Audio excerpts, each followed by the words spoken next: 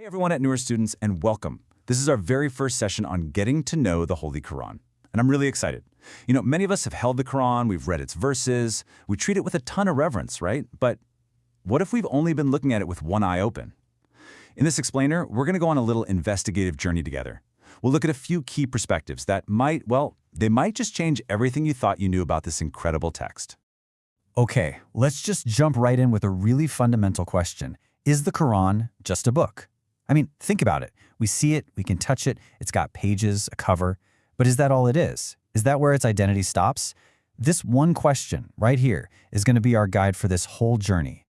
Because here's the thing, if we really want to get to the heart of the Quran, a single surface-level view is just not going to do it. We have to become, sort of like investigators. We need to put on a few different pairs of glasses, look at it through different lenses to really appreciate just how deep and multidimensional it is. So here's our plan, our roadmap for this investigation. First, we'll talk about what the Quran is. Then we'll explore it as a divine revelation, look at its incredible 23-year journey, dive into its inner structure, and finally see how it all comes together as a text for all time. Ready? Let's get into it. All right, first up, what is the Quran? Before you start any investigation, you've got to have the right tools, right? And for us, that means understanding that knowing the Quran, it's not just about reading words on a page. It's about how we approach it to unlock its meaning.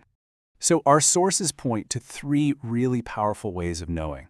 First, there's what we can call revelatory knowledge. That's all about understanding its divine origin. Then there's historical knowledge, putting it right in the context of when it was revealed. And finally, and this is so cool, structural knowledge, looking at the actual architecture of the text. We're going to use all three.